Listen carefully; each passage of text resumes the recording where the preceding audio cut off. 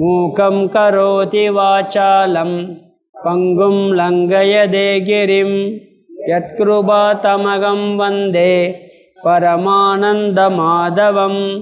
யம் பிரம்மா வருணேந்திர ருத்ர மருதக ஸ்துன்வந்தி திவ்யைஸ்தவைகை வேதை சாங்கபதக்ரமோபனிஷதை காயந்தி யம் சாமகாஹ. தியானாவஸ்திததத்கதேன மனசா பஷ்யந்தி யம் யோகினோ யஸ்யாந்தம் ந விதுசுராசுரகணா. தேவாய தஸ்மை நமக, தேவாய தஸ்மை நமக. 9வது ஸ்லோகம் கர்மயோகத்தில். யஜ்ஞார்த்தாத் கர்மணோன்யத்ர லோகோயம் கர்ம பந்தனக ததர்த்தம் கர்ம கௌந்தேய முக்த சங்கஸ் சமாச்சர. யஜ்ஞார்த்தாத் கர்மணோன்யத்ர லோகோயம் கர்ம பந்தனக ததர்த்தம் கர்ம கௌந்தேய முக்த சங்க சமாச்சர.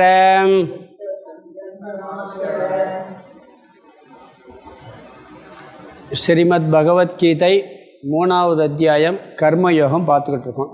8 ஸ்லோகம் முடித்து 9வது ஸ்லோகம் நம்ம ஆரம்பிச்சிருக்கோம். முதல் 1வது ஸ்லோகத்திலிருந்து 7வது ஸ்லோகம் வரைக்கும் அர்ஜுனனுடைய கேள்வியும் அதற்கு பகவானின் பதிலும் வந்தது. அதில் 2வது அத்தியாயத்தில் கூறினதை வச்சு அவனுக்கு ஒரு சந்தேகம் வந்தது. கர்மமா ஞானமா? ஞானமே மோட்சத்தை கொடுக்கும்னு சொன்னார், ஆனால் நீ கர்மத்தை செய்யினார். அப்போ ஞானம் தானே மோட்சத்தை கொடுத்து ஞானத்துக்கு தானே போக சொல்லணும், ஏன் கர்மத்தை செய்ய சொல்கிறாருன்னு அவனுக்கு சந்தேகம். எது சிறந்தது ஒன்றை சொல்லுங்கள்னாரு. அவர் 4 விஷயம் சொன்னார். 2 சாதனை, 2 வாழ்க்கை முறை. கர்மயோக சாதனை, ஞானயோக சாதனைன்னு 2 சாதனைகள் ஆன்மீக வாழ்க்கையில் முக்கியமாக சொல்லப்பட்டிருக்கு. ஒரு பக்தி யோகம், இந்த ராஜயோகம்லாம் சொல்கிறாங்களே, அதெல்லாம் இல்லையான்னு கேட்டக்கூடாது. எல்லாம் அதுக்குள்ளே அடங்கிடும். பக்தியில் கர்மயோகம் ஒரு விதமான பக்தி, ஞானயோகம் ஒரு விதமான பக்தி. நம்ம பக்தி யோகத்தில் 12வது அத்தியாயத்தில் பார்க்குறோம். அன்றைக்கி அந்த யோகத்தில் அது பேசினேன். அதனால் எல்லாம் 2க்குள்ளே பிரிச்சிடலாம். சாதனைன்னா பக்குவப்படுவதற்கு கர்மயோகம், பக்குவப்பட்ட பிறகு ஞானத்தை அடைவதற்கு விசாரம். இல்லறத்தில் இருப்பவர்களுக்கு கர்மயோகமே சிறந்ததுன்னார். சன்னியாசிகளுக்கு ஞானயோக வாழ்க்கை முறை சிறந்ததுன்னு. அதனுடைய நோக்கம் என்னன்னா, இல்லறத்தில் இருக்கிறவங்க கடமையை விட முடியாது, செயலை துறக்க முடியாது. அப்போ செயல் செஞ்சுக்கிட்டு சாதனை பண்ணுறதுக்கு எது ஈஸியாக இருக்கும்? கர்மயோகம்தான். ஞான யோகம்னா டைம் கொடுக்கணும். ஏன்னா விசாரம் பண்ணுறது, கிளாஸ்லேருந்து உட்கார்றது ஞான யோகம், டைம் கொடுத்தாகணும். அப்போ வேலையை விட்டுட்டு தான் வரணும்.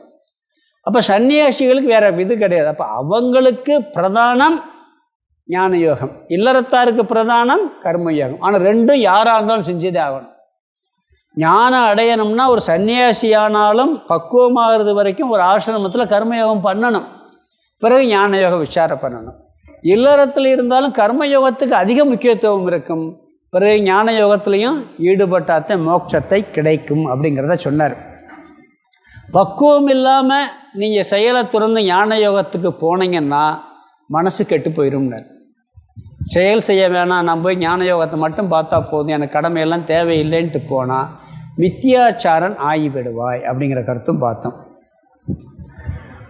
அதனால் என்ன சொல்கிறாருன்னா, அது மட்டும் இல்லை, சும்மா நான் செய்யாமல் இருக்கேங்கிறது பக்குவம் இல்லாமல் நான் செயல் செய்யாமல் இருக்கேன்னு சொன்னால் அது யாராலும் முடியாதுன்னார்.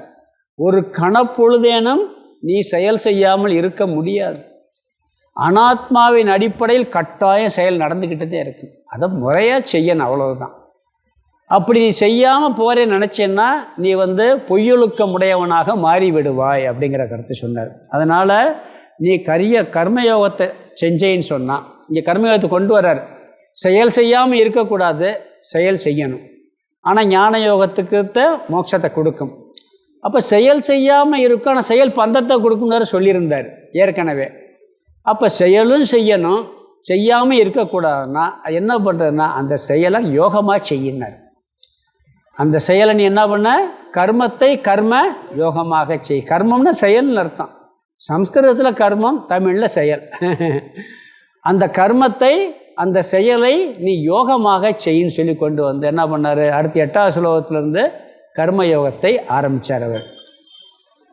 அதில் என்ன சொன்னார் சொன்னீங்கன்னா, நம்ம கர்மயோகம் ஏன் செய்யணும்னு ஒரு கருத்தெல்லாம் பார்த்தோம்.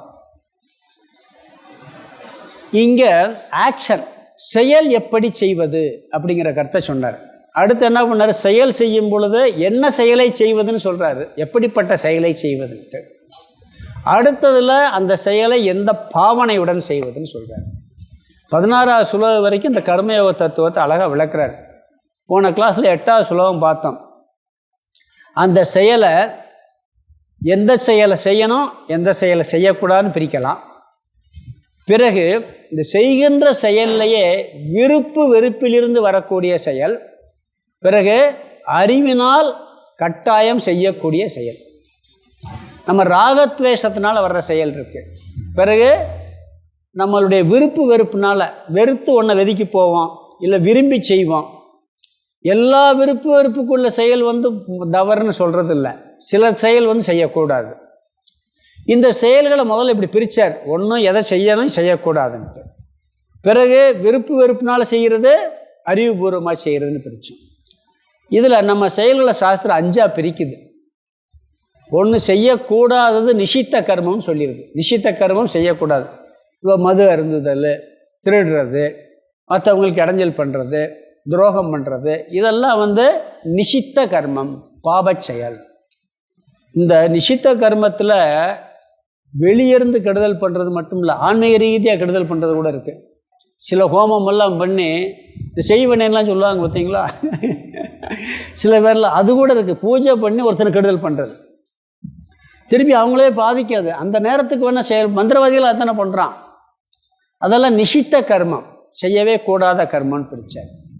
செய்யக்கூடிய செயல்களை அதில் மற்ற 4 இருக்குது. அதில் நித்திய கர்மம், அடுத்து நைமித்திக கர்மம், பிறகு பிராயச்சித்த கர்மம், காமிய கர்மம்னு பிரித்தோம். நித்திய கர்மங்கிறது அதான் இங்கே சூத்திர வாக்கியம், நியதம் குரு கர்மன்னார். நீ உன்னுடைய கடமையை தினந்தோறும் செய்ய வேண்டிய ஒரு டியூட்டி எதுவோ அதை கட்டாயம் செஞ்சுதான் ஆக வேண்டும்.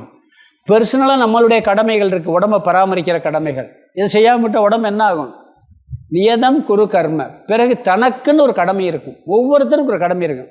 படிக்கிற வயசில் ஒரு கடமை, இல்லறத்தானுக்கு ஒரு கடமை, இல்லறத்திலிருந்து ஓய்வு பெற்றவங்களுக்கு ஒரு கடமை, சன்னியாசிக்குன்னு ஒரு கடமை, பிறகு ஆஃபீஸில் போனோம்னா ஒவ்வொரு வேலைக்கும் ஒவ்வொரு கடமை இருக்கும். அந்த கடமையை நீ விடவே கூடாது. அங்கே ராகத்வேஷம் வரக்கூடாது. எனக்கு பிடிச்ச செயல், எனக்கு பிடிக்காத செயல்னு டியூட்டின்னு வந்துருச்சுன்னு சொன்னால் அது அவ்வளோதான், செஞ்சு தான் ஆகணும். எனக்கு இந்த செயல் பிடிச்சிருக்கு, அந்த செயல் பிடிக்கலைலாம் சொல்லக்கூடாதுன்னு பார்த்தோம். இதுக்கு பேர் நித்திய கர்மம். இதை கட்டாயம் செய்யணும். இது எப்பொழுதும் செய்ய வேண்டியது, தினந்தோறும் செய்ய வேண்டிய கடமைகள், எப்பொழுதுமே தொடர்ச்சியாக செய்ய வேண்டிய கடமை. இதை நீ மீறக்கூடாதுங்கிறார். இது எல்லாருக்கும் போது, கர்மயோக வாழ்க்கையில் வாழ்கிறவனுக்கு மட்டும் இல்லை, சாதாரணமாக இருக்கவனுக்கு கூட இந்த செய்ய வேண்டிய கடமையை ஒழுங்காக செஞ்சுதான் ஆகணும். இதில் மாற்றம் யாருக்குமே சாய்ஸ் கிடையாது இதில். அதனால நியதம் குரு கர்மன்னு சொன்னார். நீ நியதம் குரு கர்மத்துவம் ஒரு சூத்திர வைக்கிய மாதிரி அந்த 8வது ஸ்லோகத்தில்.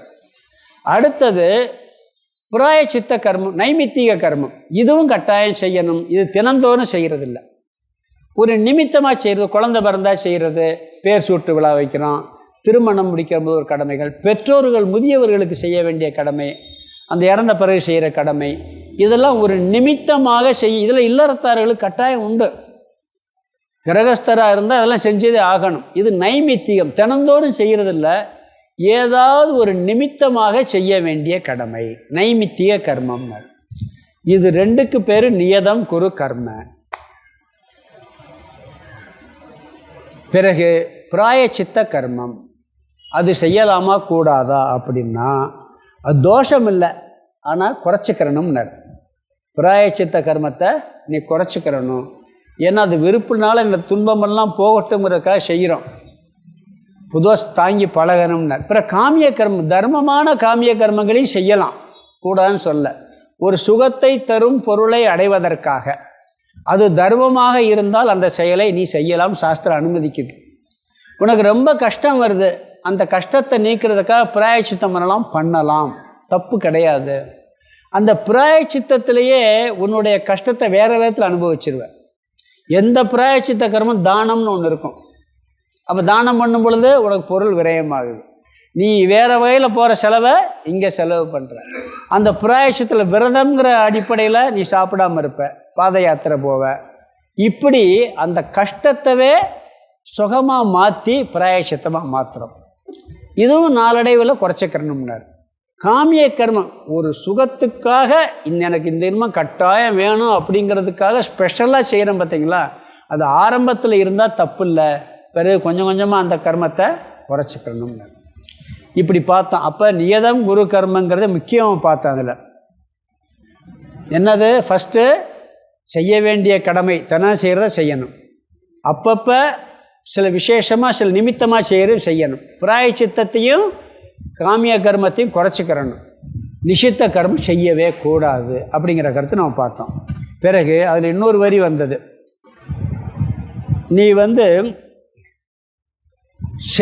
செய்வதை விட செயல் செய்யாமல் இருப்பதை விட செயல் செய்வது தான் சிறந்ததுன்னார். சில பேர் சும்மா இருக்கவே சுகம்னு சொன்னாங்க.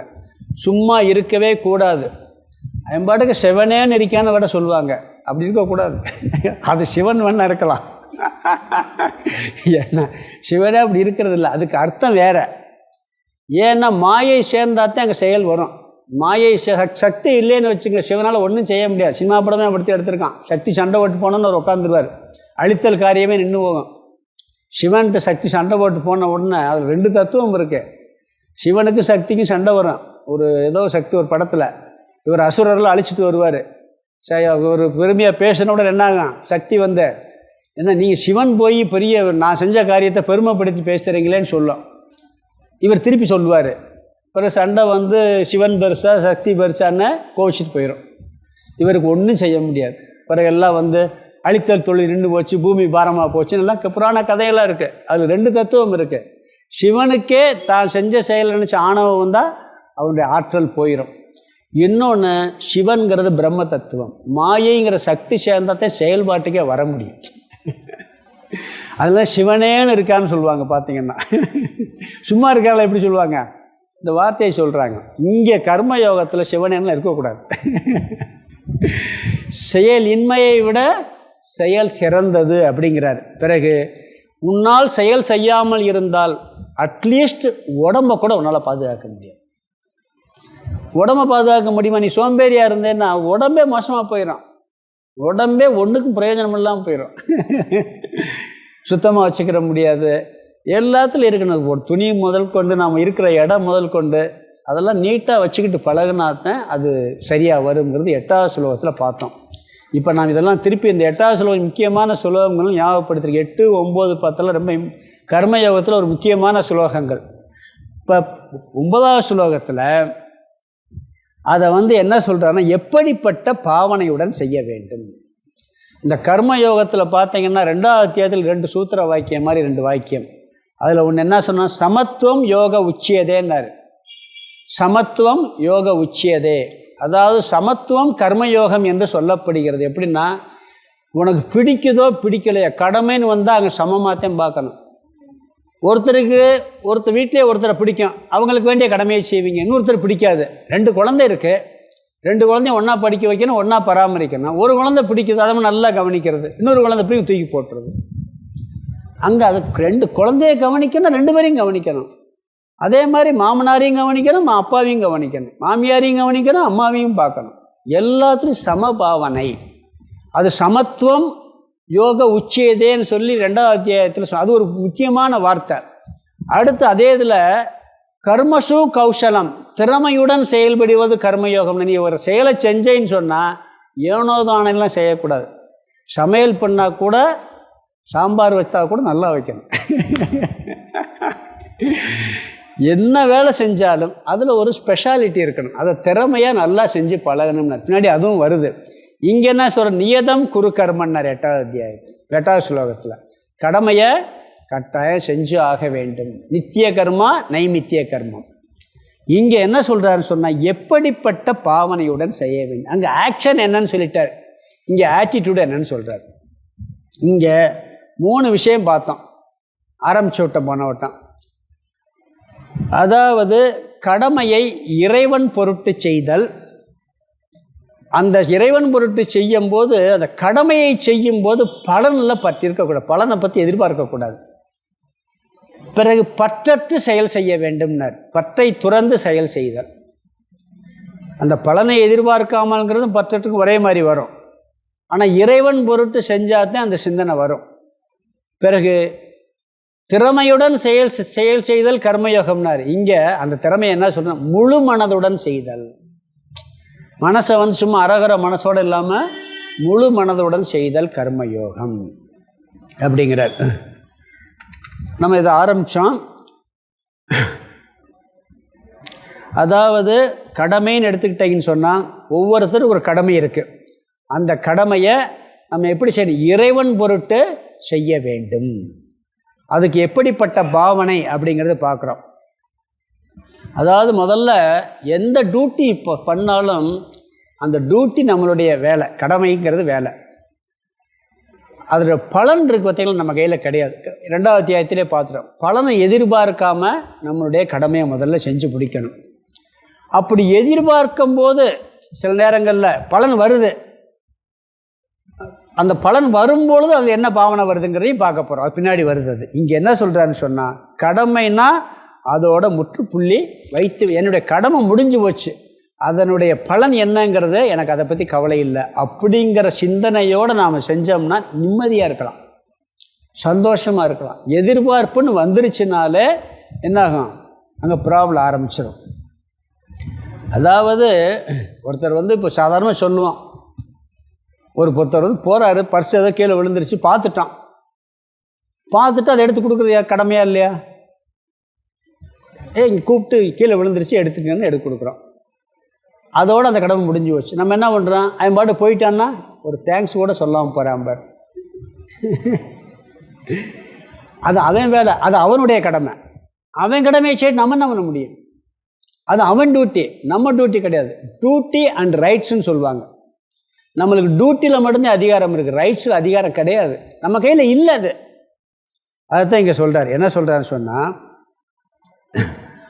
அதாவது செஞ்ச பிறகு எதிர்பார்த்தோம்னு சொன்னால், அன்றைக்கி சொன்னேன் செய்முறை மாதிரி ஆயிரும்னு. இந்த செய்முறை செய்கிறாங்க பார்த்தீங்கல்ல, எல்லாம் விசேஷ காலம். அந்த காலத்தில், அந்த விசேஷ காலத்தில் எப்படின்னீங்கன்னா, ஒரு புதுமண தம்பதிகள் திருமணம் முடிஞ்சுன்னா ஒரு பெரிய பானை வச்சுருப்பாங்களாம்.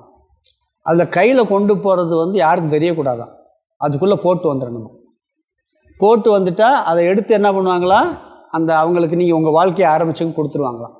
அவங்க அது திருப்பி வந்து வரணும். அவள் தான் கணக்கு. இப்போ எழுதி வச்சு நோட்டு போட்டு, எங்கள் சைடெலாம் பார்த்தீங்கன்னா ஒரு பெரிய புக்கு மாதிரி அடிச்சிடுவாங்க, பேரெல்லாம் போட்டு. செய்யலைன்னா மைக்கில் வாசிப்பான், இந்த அமௌண்ட் வரலைன்னு சொல்லி. அப்படியெல்லாம் இருக்குங்க. இது ரிட்டன். இது அங்கே ரிட்டன்கிறதுக்கே அர்த்தமே கிடையாது. ஒன்றும் நம்ம அதை என்ன செய்யணும் பண்ண முடியாது. அது அதனால் என்ன சொல்கிறாருன்னு சொன்னால், அதாவது நாம் கடமையை செய்யும்போது அந்த யாருக்கு செய்கிறோமோ அவங்களுக்கு கட்டாயம் பலன் கிடைக்கும். அதோடு நம்ம வேலை முடிஞ்சு போச்சு. அவங்க ரிப்பீட் பண்ணுறது அது அவங்க டியூட்டி, நம்ம ரைட்டு கிடையாது. அவங்க டியூட்டி அவங்க செய்யலைன்னு நம்மளால் ஒன்றுமே பண்ண முடியாது. அதனால் என்ன சொல்கிறாருன்னா, அந்த ரைட்ஸ் உரிமையை நாம் எடுக்கிறோம், அது கூடாது அப்படிங்கிறாரு. சில நேரங்களில் பார்த்தீங்கன்னா அந்த உரிமையை எதிர்பார்த்துத்தை நாம் செய்கிறோம். அந்த உரிமையை தியாகம் செய்ய வேண்டும். இந்த உரிமையை பற்றி பேசிட்டீங்கன்னாலே பிரச்சனை வந்துடும். நான் உனக்கு இவ்வளவு செஞ்சேன், நீ வந்து எனக்கு அந்த நன்றியே இல்லாமல் நீ நடந்துக்கிட்ட அப்படின்னு ஆரம்பிச்சிட்டோம்னா ப்ராப்ளம் ஆரம்பிச்சிடும். என்னுடைய அந்த கடமையோட ஃபுல் ஸ்டாப் வச்சுட்டோம்னு வச்சுக்கங்களேன், அதோட முடிஞ்சு போயிடும். மகாத்மா காந்திகிட்ட கேட்டாங்களாம், உங்களது உரிமை என்னன்னு கேட்டாங்களாம். அவர் சொன்னார், எங்கள் நாட்டில் டியூட்டியை பற்றி தான் பேசுவோம், ரைட்ஸை பற்றி பேச மாட்டோம். டியூட்டி என்ன, அவர் கொஞ்சம் கீதையை நிறையா, அவர் ஜெயிலே நிறையா படித்தவர். டியூட்டி என்ன, கடமையை பற்றி தான் பேசுவோம், அதில் உரிமையை பற்றி பேச மாட்டோம். ஒரு பாட்டு சொல்லியிருக்கேன், சினிமா பாட்டு ஞாபகம் இருக்கா? சொல்லாதே யாரும் கேட்டால்னு அதில் ஒரு வரி வரும், சொல்கிறேன் பாருங்க. நசுக்கப்பட்டவர்கள் சார்பாக கேட்கிறேன் உரிமை, பிறகு அடக்கப்பட்டவர்கள் சார்பாக இப்படி உரிமை சொல்லிகிட்டே வருவான். ஒடுக்கப்பட்டவர்கள் சார்பாக கேட்கிறேன் உரிமைன்னு சொல்லிட்டு நாம் வேறு ஒன்றும் செய்ய தேவையில்லை. கேட்போம் உரிமை, கேட்போம் உரிமை, உரிமை உரிமைம்பான் ஒரு மேடையில். உடனே இவர் படிப்பார், திருப்பி என்ன பண்ணுவார், உரிமையோ உரிமை என்று ஊரங்கு மேடை போட்டு கடமையோ கடமை என்று காரியம் செய்தால் என்ன. உரிமை வேறு ஒன்றும் செய்ய தேவையில்லை, உரிமை கேட்போம் உரிமை, கேட்போம் உரிமைம்பான். இப்படி மேடையை போட்டு உரிமை உரிமைன்னு எனக்கு என்ன உரிமை எனக்கு இருக்குன்னு கேட்குறத விட கடமை எதுன்னு பார்த்து செஞ்சால் போதும். அருமையான பாட்டு. ஆனால் ஏதோ நம்ம ரசித்தோம். நீங்கள் பார்த்தீங்கன்னா வரி அருமையான வரி. அதனால் என்ன சொல்கிறாருன்னா, சரி நான் கடமையை செய்கிறேன், உரிமை இயல்பாக வரும்னு சொல்கிறீங்க, அப்படி வரலைன்னா நான் என்ன செய்கிறது? ஒரு குழந்தைய வளர்க்குறோம், அந்த குழந்தை நம்மளுக்கு ரிப்பீட் பண்ணலன்னு நம்ம என்ன பண்ணுறது? என்ன செய்கிறது? பகவான் கொடுத்துருவாராம். பகவான் என்ன பண்ணுவாராம், அதனால தான் யக்கியார்த்தம் அப்படிங்கிறார். இங்கே பார்த்தீங்கன்னா ஒரு வார்த்தை வருது அடுத்து. அதாவது நாம் யாரிடம் யாருக்காக ஒரு கடமையை செய்கின்றோமோ அவரிடமிருந்து நம்மளுக்கு பலன் வரவில்லை என்றால் பகவான் அந்த பலனை கொடுப்பார். பகவான் வேறு ரூபத்தில் கொடுப்பாராம். அந்த உரிமையை யார் கொடுக்கறது? கடவுள் கொடுத்து விடுவார். அதுக்கு கடவுள் மேலே முதல்ல ஒரு நம்பிக்கை வேணும், ஈஸ்வரன் மேலே ஒரு நம்பிக்கை வேணும். ஒரு அநாத குழந்தைய கூட எடுத்து படிக்க வைக்கிறோம், எல்லாம் பண்ணுறோம், அது நன்றி உணர்வோட இல்லைன்னு வச்சுக்கல, அதை பற்றி நம்மளுக்கு பிரச்சனையே இல்லை. ஏன்னு சொன்னால் வெறுப்பு வரும். பிறகு பார்க்குற போதெல்லாம் வெறுப்பு வர ஆரம்பிச்சு. நம்ம அதை பண்ண வேண்டிய வேலை அதோடு முடிஞ்சு போச்சு, அதுக்கு பிறகு இல்லை. நீங்கள் இதை விடுங்க, ஒரு சம்பவமே நடந்தது. சென்னையில் ஒரு அம்மா இருக்காங்க, அவங்க வீட்டுக்காரர் இல்லை, பையன் அமெரிக்காவில் இருக்கான். வீடு பெரிய வீடு சொல்லியிருக்கேன். விற்றுட்டு அவன் இங்கே என்ன பண்ணுறான், அம்மாட்ட வீடை விற்று உன்னை கூட்டு போயிடுறேங்கிறான். வீடையும் விற்றுட்டு இல்லை விற்று எல்லாம் ஏற்பாடு பண்ணிட்டு ஃப்ளைட்டுக்கு கூட கூட்டு போகிறேன்ட்டு போயிட்டு ஏர்போர்ட்டில் விட்டுட்டு அவன் ஃப்ளைட் ஏறி போயிட்டான். இந்தம்மா முறையாக படிக்க வச்சு அவன் ஃபாரினில் போய் படிக்கிற அளவுக்கு பண்ணியிருக்கு. இது டியூட்டி முடிஞ்சு போச்சு. அவன் ரைட்ஸ் அவன் செய்யலை. ஆனால் என்ன ஆச்சு, கடவுள் செய்வார்னு சொல்கிறான் பார்த்தீங்களா, அங்கே நடந்துச்சு ஒன்று. இவன் அந்த அமௌண்ட்டையும் விற்று நடுத்தருவில் ரயில்வே ஏர்போர்ட்டில் விட்டு போயிட்டான். பூஜை சாமி தான் பார்த்துருக்காரு. அங்கே என்னம்மா ரொம்ப நேரம் உட்காந்துருக்கேன்னு, இல்லை ஃப்ளைட்டுக்கு அந்த ஃப்ளைட் போயிடுச்சே, யார் பேர் கேட்ட ஒரு டிக்கெட் தான் நான் வாங்கியிருந்தானுங்கிறான் அவன். பிறகு இவர் பார்த்துட்டு பிறகு ஒரு பெரிய நல்ல ஒரு நீட்டாக ஒரு பெரிய ஓல்டு ஏஜ் எவ்வளோ போய் சேர்த்து விட்டுருக்காரு. அங்கே பார்த்தீங்கன்னா ஆன்மீகம், நல்ல சொற்பொழிவுகள், நல்ல ஒரு வாழ்க்கை. நான் அங்கே போயிருந்தால் கிடச்சிருக்காதுங்குது, புரியுதுங்களா? அப்போ இவருடைய டியூட்டியை செஞ்சு ரைட்ஸ் இல்லைன்னா கடவுள் கொடுப்பார் ஒரு நம்பிக்கையோட டியூட்டியை செய்யணும். அவன் ரைட் செய்ய வேண்டிய அவனுடைய வேலை செய்யலை, அந்த பாவனையோடு செய்ய வேண்டும். ஏன்னா அந்த அதிகாரத்தை நம்ம எதிர்பார்த்தா நம்ம கையிலையும் இல்லை. இது யாராக இருந்தாலும் சரி, பெற்றோர்களாக இருக்கட்டும், நண்பர்களாக இருக்கட்டும், உறவுகளாக இருக்கட்டும், குழந்தைகளாக இருக்கட்டும், முதலாளி தொழிலாளி உறவாக இருந்தாலும் கூட டியூட்டியை மட்டும் பண்ணிட்டு நிப்பாட்டணும்னு சொன்னால் அதுக்கு பகவான் அவங்க கொடுக்கலைன்னா, அவங்க ரைட்ஸை கொடுக்கலைன்னா பகவான் உறுதியாக கொடுப்பாருன்னு ஒரு நம்பிக்கை இருக்க வேண்டும். ஏற்கனவே இந்த கர்மயோகத்தில் ஒன்று சொன்னேன். ஒரு வேலைக்கு போகும்போது என்ன சம்பளம்னு கேட்டிருக்காரு முதலாளி. இவன் வேலை செய்கிறது ஏன் டியூட்டி, சம்பளம் கொடுக்குறது உங்கள் டியூட்டின்ட்டான். இவன் ஒரு மாதம் வேலை செஞ்சுருக்கான், 6000 கொடுக்கலாம். அவர் என்ன பண்ணியிருக்கு, 5000 கொடுத்து பார்ப்போம், அவன் முகம் எப்படி இருக்குன்னு பார்ப்போம். சந்தோஷம் வாங்கிட்டு போயிட்டான். கூட கொடுத்துட்டோமோன்னு இவருக்கு என்ன, அவன் செஞ்ச வேலையை கூட கொடுத்துட்டோம் போல இருக்குது அப்படின்னா அடுத்த மாதம் இன்னும் ஒரு 1000 குறைச்சிருக்காரு. அப்பயும் சந்தோஷமாயிட்டு வெளியே கிளம்பியிருக்கான்.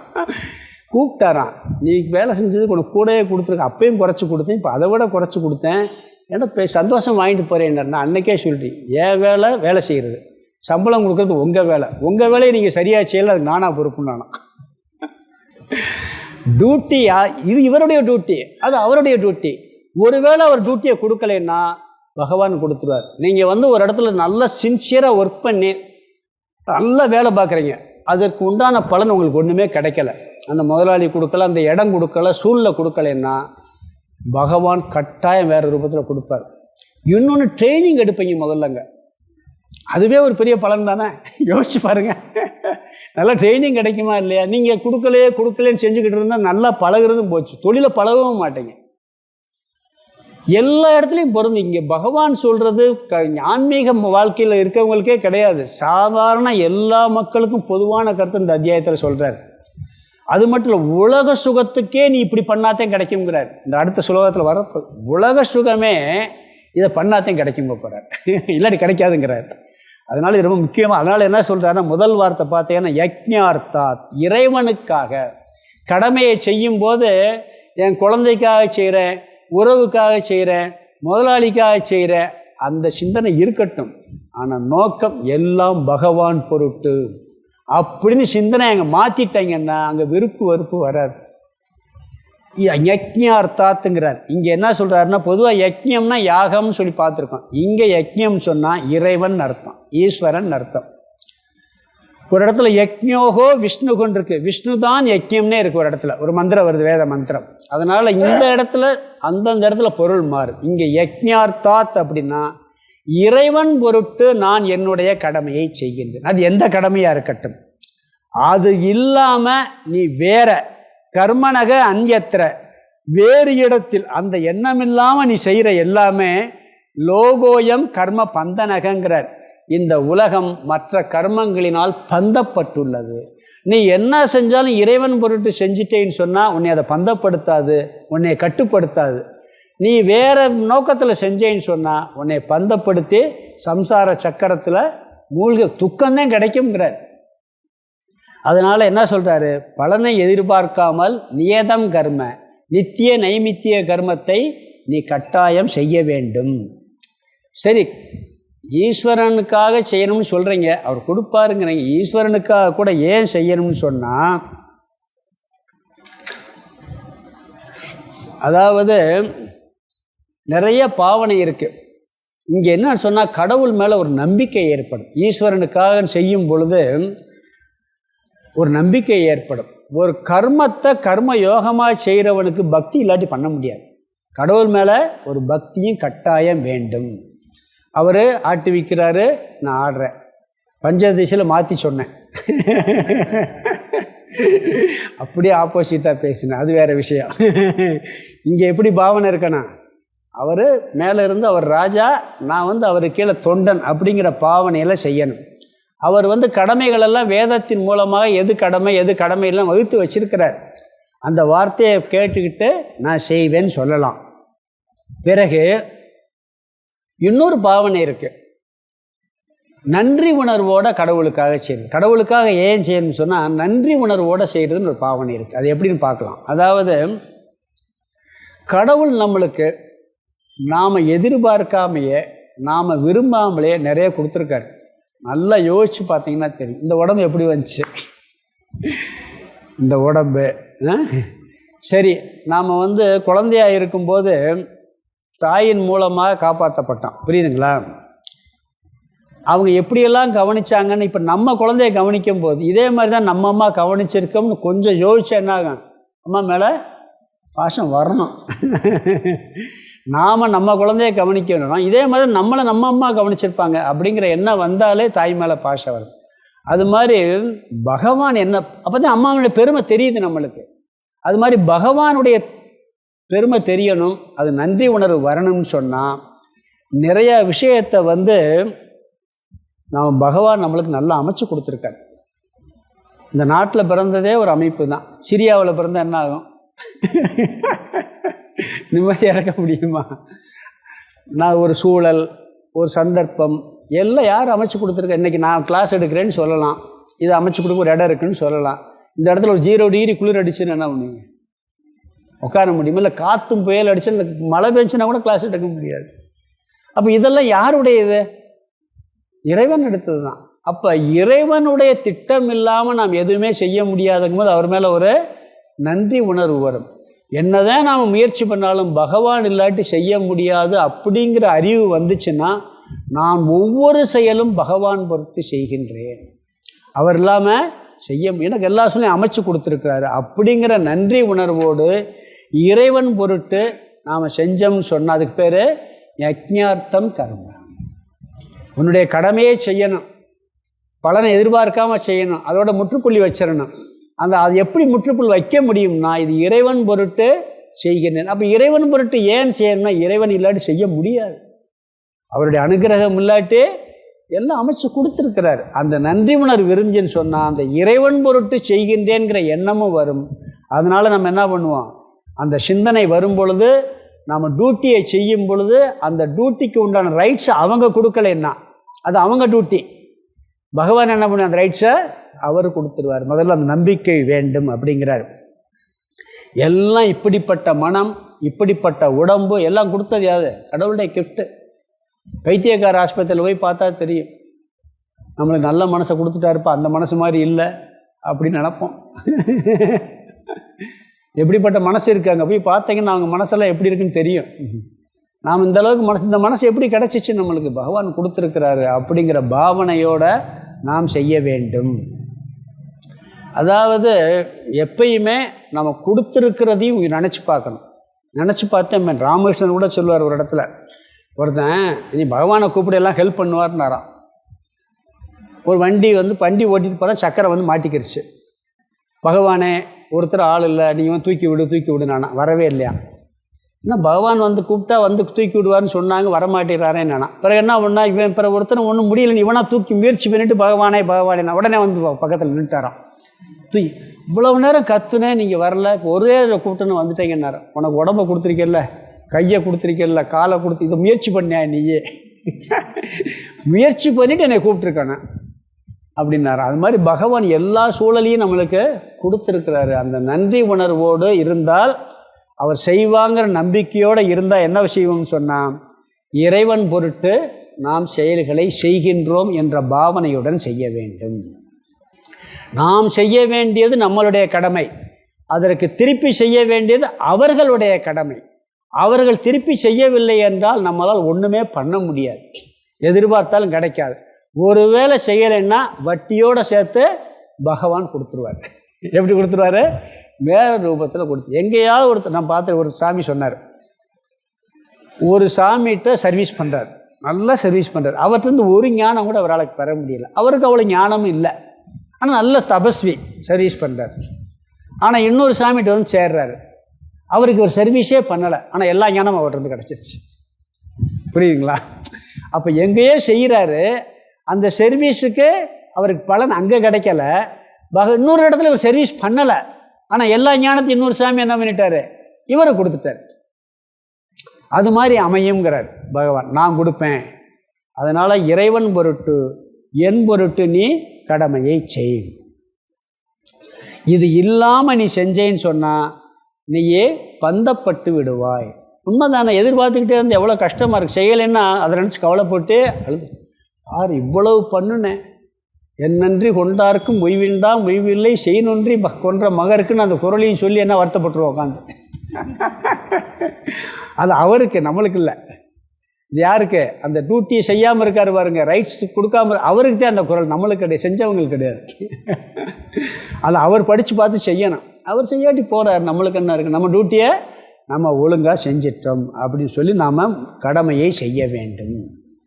அதனால் முதல் வரி பார்த்தீங்கன்னா, யஜ்ஞார்த்தாத் கர்மனோ அன்யத்ர லோகோயம் கர்ம பந்தனக.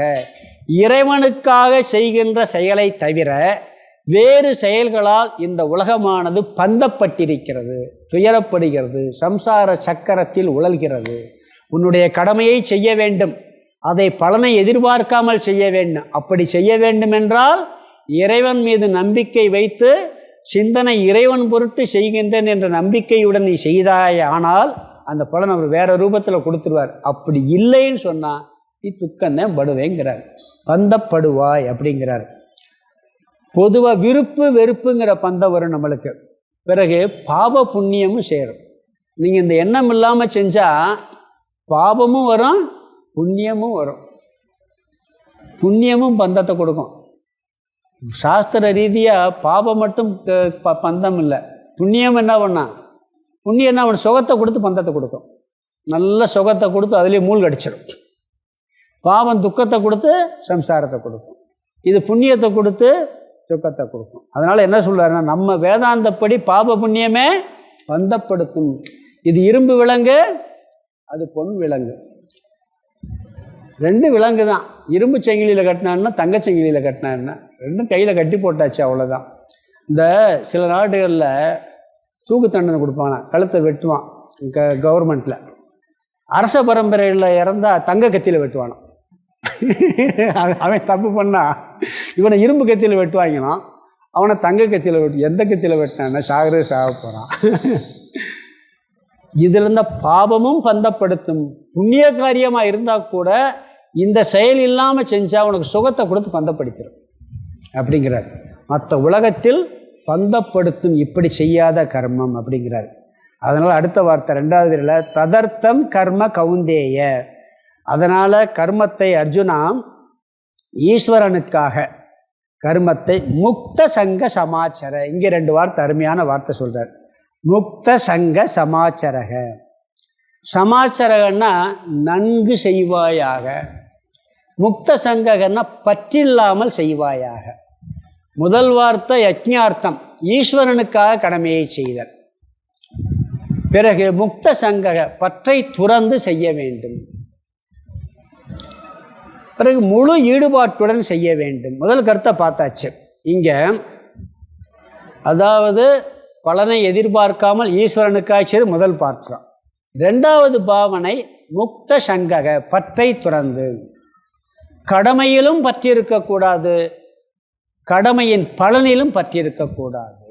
பற்று இருந்துச்சுன்னா ஒன்றில் பற்று இருக்கும், பிறகு இன்னொன்றில் வெறுப்பு வந்துடும். கடமைன்னா அது கடமை மட்டும்தான் இருக்கணும். ஒன்றில் ரொம்ப ஆர்வமாக செய்கிறது, ஒன்றில் ஆர்வம் இல்லாமல் செய்கிறது. அன்னைக்கு சொன்னேன்ல, 40 மார்க் எல்லாத்துலையும் வாங்கிட்டு ஆகணும். நீ மேத்ஸில் 100 மார்க் வாங்கிட்டு இங்கிலீஷில் 10 மார்க் எடுத்தால் நீ பாஸ் பண்ண முடியாது. அப்போ ஒன்றில் பற்று இருக்குது, ஒன்றில் பற்று இல்லை.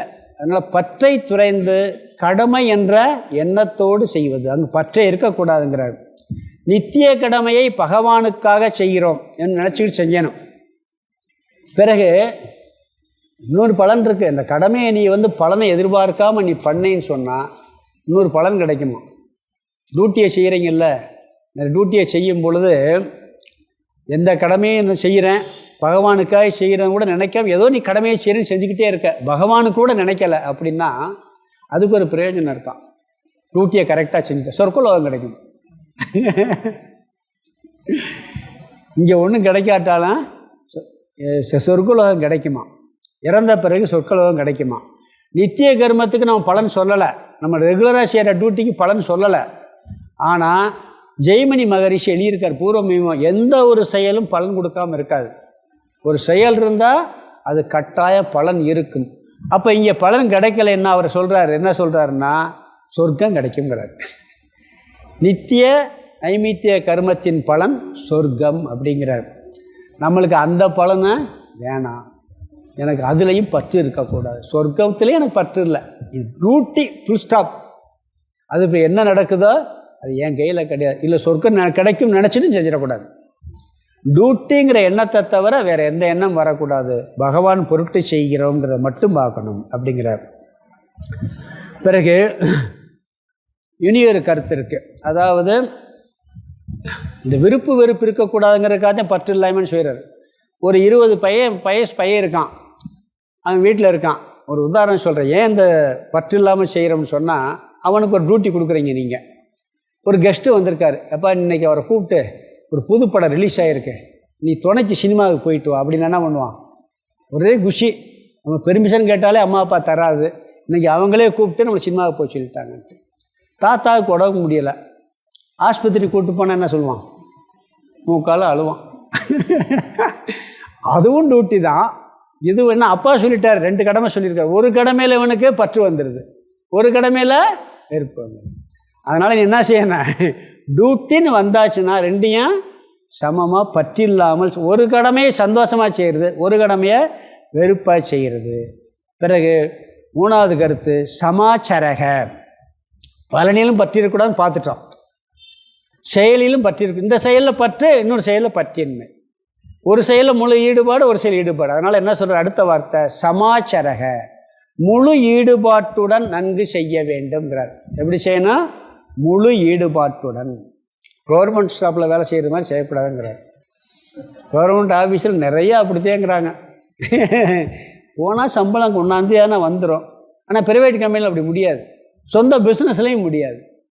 அங்கே என்ன பண்ணுவான், முழு ஈடுபாட்டோடு நாம் செய்வோம். நீங்கள் அப்படி செஞ்சாதான் சக்ஸஸ் பண்ண முடியும் அப்படிங்கிறாரு. அந்த ஈடுபாட்டு இல்லாமல் செஞ்சேன்னு சொன்னால் அது வராது. நீ பகவானுக்காக செய்கிற என்ன வந்துருச்சுனாலே முழு ஈடுபாடு வந்துடும், கட்டாயம் ஒரு ஈடுபாடு வந்துடும். ஒரு பெரிய ஒருத்தருக்காக உயர்ந்த ஒரு ஸ்தானத்தில் இருக்கார், அவருக்காக நான் அந்த செயலை செய்கிறேன்னு சொன்னாலே என்ன ஆகும், அந்த பாவனை வந்துடும், ஈடுபாடு வந்துடும். அதாவது ஒரு பெரிய கோடீஸ்வரர், அவருக்கு ஒரு டிரைவர் இருந்திருக்கார். அவர் என்ன பண்ணியிருக்கிறாருன்னா, ஒரு நாள் மகாத்மா காந்திக்கு அவர் கார் அனுப்ப வேண்டி வந்திருக்கு. யாருக்கு, அந்த பெரிய கோடீஸ்வரருக்கு. இவருக்கு மகாத்மா காந்தி மேலே ரொம்ப பற்று இருந்திருக்கு. யாருக்கு, அந்த டிரைவருக்கு. அப்போ ஒரு நாள் வந்து நீ போய் அவரை கூப்பிட்டு போயிட்டு வான்னு சொல்லிட்டு போயிட்டு வந்து விட்டாராம். வருஷம் பூரா நான் காந்தி கார் ஓட்டினேன் அப்படின்னு வருஷம் பூரா சொன்னார். ஏன்னா அந்த உயர்ந்த ஸ்தானத்தில் இருந்தவருக்காக ஒரு செயல் செஞ்சு, அதில் இவருக்கு ஒன்றும் ஸ்பெஷலாக கிடச்சிடல. வருஷம் பூரா முதலாளி ஓட்டுறாரு, அது பெருசாக தெரியல. பெரிய ஸ்தானத்தில் இருக்க ஒருத்தருக்காக நான் செய்கிறேன்னு சொன்ன உடனே அதுக்கு எவ்வளோ ஒரு அன்னைக்கு போகும்போது நீட்டாக போகிறது, ரொம்ப கவனமாக ஓட்டுறது, ரொம்ப பக்குவமாக ஓட்டுறது எல்லாம் இருக்கா இல்லையா. நீ எல்லா செயலும் மிக மிக ஹையஸ்டாக இருக்க கடவுளுக்காகத்தையும் செய்கிறேங்கிறார். இந்த பாவனை வளர்த்தைன்னா உனக்கு முழு ஈடுபாடு கட்டாயம் வந்துவிடும் அப்படிங்கிறார். அந்த ஈடுபாடு கட்டாயம் இருக்கணுங்கிறார். அதாவது நீங்கள் வீட்டுக்கே ஒரு கெஸ்ட்டு வர்றாங்க, யாரோ வேண்டாத ஆள் வந்தால் சமையல் ஒரு மாதிரியாக இருக்கும். ரொம்ப ஒரு விஐபி வந்தாருன்னா வேலை செய்யறதே தெரியாது.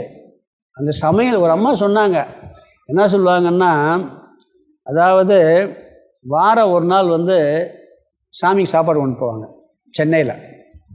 மற்ற நாள்லாம் வேலை செய்யும்போது எனக்கு சலிப்பு வந்துடும், அன்னைக்கு மட்டும் எனக்கு சலிப்பே வராது. ஏன்னா சாமிக்காக செய்கிறோம், அவருக்கு கொண்டு போகிறோம் அப்படின்ட்டு அன்னைக்கு மட்டும் அந்த வேலை செய்கிற சலிப்பே தெரியாதான். எப்பயுமே நீங்கள் ஈடுபாடு முழுசாக வந்துருச்சுன்னா அந்த வேலை செய்கிற டயர்டே தெரியாது. ஈடுபாடு இல்லைன்னு வச்சுக்கோங்க, அந்த சலிப்பு வரும், ஒரு சோர்வு வரும். நீங்கள் இந்த மேத்தமெட்டிக்ஸ் படிக்கிற ஸ்டூடெண்ட்டுக்கு பார்த்தீங்கன்னா தெரியும், மேத்ஸ் ஸ்டூடெண்ட்டுக்கு கணக்கில் அது இன்ட்ரெஸ்ட் வந்து போட ஆரம்பித்தானா டைம் போகிறதே தெரியாது, அப்படி போட்டுக்கிட்டு இருப்பான். கம்ப்யூட்டரில் சில பேர் நாலேஜ் உள்ளவங்க அதில் உள்ளே உட்காந்துட்டாங்கன்னா டைம் போகிறதே தெரியாது. நல்ல ஈடுபாடு வந்துருச்சுன்னு வச்சுங்களேன், நீங்கள் வந்து இவ்வளோ இல்லாட்டி ஒரு நிமிஷம் 1 மணி நேரம் போகும். ஒன்றில் இந்த வகுப்பு எடுத்துக்குங்க, நான் சொல்கிறது இன்ட்ரெஸ்டாக இருந்து கேட்க முடிஞ்சிச்சுன்னா 1 மணி நேரம் போகிறது தெரியவே தெரியாது. இல்லாட்டி 1 மணி நேரம் ஒரு நாள் ஆனது மாதிரி இருக்கும். உண்மையா இல்லையா? பொய் சொல்ல, நானும் அப்படித்தான் கேட்டிருக்கேன். சங்கடப்படாதீங்க, ஏன்னா நம்மளை குறை சொல்கிறாரு நினச்சிடாதீங்க. அந்த பாடத்தில் ஆர்வத்தை பொறுத்து இருக்கு. சில பேருக்கு பார்த்தீங்கன்னா தத்துவம் புரிய ஆரம்பிச்சிச்சுன்னு வச்சுங்களேன், அந்த தத்துவ கிளாஸ் போகிறதே தெரியாது. தத்துவ கிளாஸ் புரியலைன்னா அது மாதிரி ஒரு போர் உலகத்தில் எதுவும் இல்லை. அந்த 1 மணி நேரம் போகிறது பெரிய கஷ்டமாக இருக்கும். அங்கே ஈடுபாடு இல்லை. நீ என்ன சொல்ல, நீ உனக்கு கடமைன்னு வந்துருச்சு, ஈஸ்வரன் பொருட்டு செய்யணும் போது 100% இருக்கணும். எந்த வேலையை எடுத்தாலும் அதை அப்படியே முழு ஈடுபாட்டோடு செஞ்சேன்னா சிறப்பாக இருக்குமா இருக்காதா? 2 பலன் கிடைக்கும். அந்த வேலையும் சிறப்பாக முடியும், நம்மளுக்கு செய்கிற அந்த அலுப்பும் தெரியாது. இதெல்லாம் வந்து ஆன்மீகமாக சாதாரண மனுஷனுக்கு சொல்கிற வார்த்தை தான். பகவான் வந்து கர்மயோகத்தில் அப்படி சொல்கிறார், அழகாக சொல்கிறார். அதனால் 3 விஷயம் இங்கே சொல்லியிருக்கார். யஜ்ஞார்த்தம், பகவானுக்காக நீ கடமையை செய்ய வேண்டும். முக்த சங்கக, அதை பற்றற்று செய்ய வேண்டும். உன்னில் வெறுப்பு இல்லாமல் செய்யணும், பலனிலும் பற்றில்லாமல் செய்ய வேண்டும். அதை உற்சாகத்துடன் முழு மனதுடன் செய்ய வேண்டும். அங்கே எப்படிப்பட்ட செயலை செய்ய வேண்டும் 8வது ஸ்லோகத்தில் சொன்னார். அந்த செயலை எப்படி செய்ய வேண்டும் இங்கே சொல்லிட்டார். அடுத்த ஸ்லோகத்திலையும் இந்த பாவனையை அடுத்து சொல்கிறார். இதில் ஒரு 2 குறள் இருக்குது, அருமையான குறள். இதுக்கு பார்த்தீங்கன்னா திருக்குறளில் அருமையான குறள் நிறையா இருக்குது. ஒரு குறள் சொல்கிறாரு பாருங்கள், வினை திட்பத்தில், கலங்காது கண்ட வினைக்கண் துளங்காது தூக்கம் கடிந்து செயல், எடுத்த செயலை முடிக்கும் வரை சோர்வடையாமல் செய்வதே செயல் திறன்கிறார். ஒரு செயலை எடுத்தாச்சுன்னா சோர்வெல்லாம் முடிக்கிற வரைக்கும் அழகாக செய்யணும். அதுதான் இங்கே என்ன சொல்கிறார், சமாச்சரக, உற்சாகத்துடன் முழு மனதுடன். இன்னொரு குறள் இருக்குது, துன்பம் உறவரினும் செய்க துணிவாற்றி இன்பம் பயக்கும் வினை. அந்த செயல் செய்யும்போது கஷ்டம் வரும் இருந்தால் கூட இன்பம், அது கடைசியில் இன்பத்தை தரக்கூடிய செயலை துணிஞ்சு அதை செஞ்சு முடிக்கிறது தான் சிறப்புங்கிறார். அதனால் தளராத ஊக்கமுடையவன் அதில் இன்னொரு குறள் இருக்கு. எதுன்னு சொன்னால், ஆக்கம் அதர்வினாய் செல்லும் அசைவிலா ஊக்கம் உடையான் உலை. இந்த குறள் அருமையான குறள். என்ன சொல்கிறாருன்னா, ஒருத்தன் வேலையில் மட்டும் கவனம் செலுத்தி அந்த வேலையை நல்லபடியாக முடிக்கணும்னு சொல்லி சிறப்பாக செஞ்சுக்கிட்டு இருக்கான்னு வச்சுக்கங்களேன், செல்வம் அப்படி யார் செய்கிறான்னு பார்த்து தேடி வீட்டுக்குள்ளே வருமா. அவர் சொல்கிறார், தளராத ஊக்கமுடையவன் இருக்கும் இடத்தை விசாரித்து தேடி கண்டுபிடிச்சி உள்ள வருங்கிறார். அந்த செயலினுடைய திறனை பார்த்துட்டு யார் இப்படி ஒழுங்காக உருப்படியாக நல்ல திறமையோடு செய்கிறான்னு பார்த்து செல்வம் விசாரிச்சுட்டு வருமா. திருவள்ளுவர் சொல்கிறார். அதுக்கு இங்கே என்னன்னா, சமாச்சரக உற்சாகத்துடன். ஸ்லோகத்துக்கு அர்த்தம் பார்த்துடலாம். யக்ஞார்த்தாத் கர்மணோன் எத்திர லோகோயம் கர்ம பந்தனக. யக்ஞார்த்தாத் ஈஸ்வரனுக்காக, கடவுளுக்காக, கர்மனக செய்கின்ற செயலிற்கு, எல்லா செயலும் ஈஸ்வரனுக்காக செய்யலாம். அடுத்து அன்யத்திர அதற்கு வேறாக, அந்த கடவுளுக்காக கடமைன்னு எல்லாம் வேறாக செய்கிற செயல் வேறான, அன்யத்திரன் அதற்கு வேறான, லோகோயம் கர்ம பந்தனக கர்ம அதற்கு வேறான செயலினால், கர்மத்தினால், அயம் லோகக, லோகோ அயம் இருக்கு, அயம் லோகக இந்த உலகம் அல்லது இந்த மனிதர்கள், பந்தனக பந்தப்படுகிறார்கள். பந்தப்படுகிறார்கள் என்ன அர்த்தம்? துன்பப்படுகிறார்கள், சம்சார சக்கரத்தில் உழறுகிறார்கள் அப்படின்னு அர்த்தம். அடுத்த வரி ததர்த்தம். ததர்த்தம்னா ஈஸ்வரனுக்காக, அதற்காக அர்த்தம். அதற்காக என்ன அர்த்தம்? ஈஸ்வரனுக்காக. ததர்த்தம் கர்ம, கர்ம கர்மத்தை கௌந்தேய அர்ஜுனா முக்த சங்க சமாச்சர பற்றற்று, சமாச்சர நன்கு உற்சாகத்துடன் செய்வாயாக. சமாச்சாரம்னா நன்கு செய்வாயாக, முழு மனதுடன் செய்வாயாக அல்லது உற்சாகத்துடன் செய்வாயாக. இங்கே கடமையை செய்ய மட்டும் வேணும், அது இறைவனுக்காக செய்யும் நினைப்பாக்கம் வந்துச்சுன்னா அதில் பற்று இல்லாமல் செய்வோம். எந்த கர்மமாக இருந்தாலும் இந்த ராகத்வேஷம் இருக்கக்கூடாது, பற்றற்று கடமைன்னு மட்டும் செய்யணும். அந்த செயலை உற்சாகத்துடன் செய்ய வேண்டும். அப்படி செய்யவில்லைன்னு சொன்னால் நீ பந்தப்படுவாயின்னு சொல்லிட்டாரு. அடுத்து 10வது ஸ்லோகம் படிக்கலாம். சகயஜ்ஞா பிரஜா சிருஷ்ட்வாம் புரோவாஜ பிரஜாபதிஹி அனேன பிரசவிஷ்யத்வம்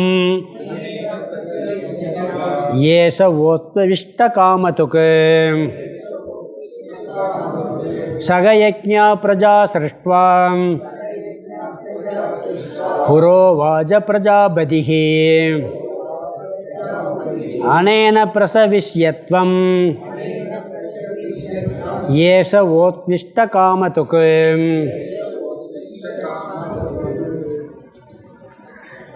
இந்த 10லிருந்து 13 வரைக்குமே இந்த கர்மயோகத்தில் செய்யக்கூடிய பாவனைகளை சொல்கின்றார். சென்ற ஸ்லோகத்தில் செயலில் பாவனைனாரு, கடமையை செய்யும் பலன் எதிர்பார்க்கக்கூடாதுன்னாரு. இங்கே என்ன சொல்கிறாருன்னா, பலன் வந்தால் நீ எப்படிப்பட்ட பாவனையுடன் இருக்கணும், பலனையும் சொல்கிறார். அந்த என்ன பலன் கிடைக்கும்னு சொல்ல போகிறாரு. அப்படி பலன் வந்தால் நீ என்ன பாவனையுடன் இருக்குன்னு சொல்ல போகிறார். இங்கே கர்மயோக வாழ்க்கை முறையையும் சொல்கிறார். இந்த கர்மயோக வாழ்க்கை முறையை இங்கே ஒரு கோணத்தில் சொல்கிறார். அங்கே என்ன சொன்னார்? நியதம் குரு கர்மன்னார். இங்கே நான் சில விதிகள்லாம் வேதத்தில் சொல்லி வச்சுருக்கேன் மனிதர்களுக்காக, அதை சொல்கிறேங்கிறார். அதுபடி நீ கடமையை செய், அதனால் என்ன பலன் கிடைக்குங்கிறார். பிறகு இது நான் தான் சொல்லி கொடுத்தது, மனிதர்களுக்காக அறிவுனால் மனிதர்களுக்கு இந்த அறிவை நான் படைத்திருக்கிறேங்கிறார். இந்த கர்மயோகப்படி செய்யக்கூடிய அறிவை நான் மனிதர்களுக்கு படைச்சிருக்கிறேன், வேதத்திலையும் சொல்லியிருக்கேன். அந்த அறிவோட நீ கடமையை செய் அப்படிங்கிறார். அதனால் வரக்கூடிய பலன் என்ன சொல்கிறார் தெரியுமா? நீ விரும்பினதெல்லாம் அடையலாங்கிறார். மோட்சங்கிறது ரெண்டாவது வச்சுக்கோங்க, தள்ளி வச்சுக்க, ரெண்டாவது பார்ப்போம். நான் சொல்கிறத விட நீ கர்மயோகப்படி வாழ்ந்தேன்னா இந்த உலக வாழ்க்கையில் உனக்கு விரும்பினதே கிடைக்குங்கிறார். காமதேனு போலேங்கிறார். காமதேனுகிட்ட போய் நின்றுக்கிட்டு நீ என்ன கேட்டமோ கொடுக்குமா, நான் சொல்கிறபடி நீ செய்ய, இதை செய்கிற அறிவு உனக்கு கொடுத்துருக்கேங்கிறார். மனுஷனுக்கு மட்டும் கொடுத்துருக்கிறேங்கிறார். அதனால் என்ன சொல்கிறாருன்னு சொன்னால், இந்த கர்மயோக வாழ்க்கை முறை மனிதனால் மட்டுமே தான் வாழ முடியும். ஆடு மாடெல்லாம் அப்படி வாழ முடியுமா? மற்ற மிருகங்கள் வாழ முடியும்? தேவர்கள் கூட வாழ முடியும். மனிதர்களுக்கு மட்டுமே இந்த வாழ்க்கை முறை இருக்கும். ஏன்னு சொன்னால், இந்த கர்ம யோகம்னாலே அது ஒரு தியாகம் இருக்கும். தியாகம், தானம் இதுங்கிறது கர்மயோகத்தில் வரும். ஏன்னா எதிர்பார்க்கலையே. அந்த தியாக புத்தி, தானம்ங்கிற புத்தி மனுஷனுக்கு மட்டும்தான் இருக்குது, வேறு யாருக்குமே கிடையாது. அதனால் இது என்ன சொல்கிறாருன்னு சொன்னால், இந்த தானத்தை பற்றிலாம் நிறையா பின்னாடி வருது. இங்கே என்ன சொல்கிறாரு, மனிதனால் மட்டுமே நான் சொல்கின்ற கர்மயோகப்படி வாழும். மற்றதெல்லாம் அப்படி இல்லை. நாய் கூட பார்த்தீங்கன்னா 2 நாய் அமைதியாக உட்காந்துருக்கேன். ஏதாவது ஒரு சாப்பாடு போட்டேன்னு வச்சுக்க 2 அடிச்சுக்கிறோம். அந்த நேரத்தில் அடிச்சுக்கிறோம். ஆனால் மனுஷன்கிட்ட எல்லா விஷயத்துலையுமே மனுஷன் எப்படி இருக்க முடியும்? மனுஷனாகவும் இருக்க முடியும், நாய் மாதிரி இருக்க முடியும், மிருகமாகவும் இருக்க முடியும், கடவுளாகவும் இருக்க முடியும். இந்த விட்டு கொடுக்குற மனப்பான்மை, தியாக மனப்பான்மை எல்லாம் மனிதனுக்கு மட்டுமே உண்டு. அது கர்மயோகத்தில் ஒரு முக்கியமான பாவனைங்கிறார். நான் உனக்கு வகுத்து கொடுத்ததுங்கிறார். பாரதியார் வீட்டில் சமைக்கிறதுக்கே சாப்பாடு கிடைக்காமல் இருக்கார். எங்கேயோ போய் அந்த அம்மா ஏதோ கொஞ்சம் அரிசி வாங்கிட்டு வந்துடும், அதை போட்டு வச்சுருக்கேன். இவர் என்ன பண்ணுவார், எடுத்து காக்கை குருவி எங்கள் ஜாதின்னு போட்டு வீசிடுவார். அந்த அம்மா பயங்கர கோபம். அந்த அம்மா என்ன பாடு படிச்சுன்னு தெரில அவர்கிட்ட. ஆக்சுவலாக பாரதியாருடைய ஒய்ஃப் இருக்காங்க பார்த்தீங்களா, அவங்களும் எங்கள் குருநாதர் ஓங்கார சாமியுடைய பெரியம்மா ஒய்ஃபு கூட பிறந்தவங்க. ஓங்கார சாமியுடைய பெரியம்மா ஒய்ஃப் இருக்காங்கல்ல, பாரதியார் பெரியப்பா முறவன், ஓங்கார சாமிக்கு பெரியப்பா முறவன் சொல்லுவாங்களாம். அவங்க பெரியப்பா வைவாராம். யார்? சாமியுடைய பெரியப்பா. ஏன்னா அவருக்கு சகலப்பாடியாக வந்துடுறாருல. அப்போ என்ன பண்ணுவாராம், வீணாக போயிட்டேன் அப்படிம்பாராம் பாரதியார். அவர் சொன்னாராம், அந்த அம்மா சத்தம் போட்ட உடனே, இதை சமைச்சா நம்ம 2 பேர் வயிறு தான் நிறையும், எத்தனை வயிறு நிறையுது பாருன்னாராம். அந்த குருவியெல்லாம் பார்த்து, எத்தனை வயிறு நிறையுது பார்த்தியா அப்படின்னு சந்தோஷமாக சொன்னார் அவர். அது இந்த கர்மயோக வாழ்க்கையில் ஒரு முக்கியமான அங்கம்ங்கிறார். இந்த மாதிரி சிந்தனைகளை நான் மனிதர்களுக்கு மட்டுமே படைத்திருக்கிறேன் அப்படிங்கிறார். அதில் என்ன சொல்கிறாருன்னு சொன்னால், நான் இந்த புத்தியை உனக்கு கொடுத்துருக்கேன், ஆனால் பயன்படுத்தாத உன் கையில் தான் இருக்குது.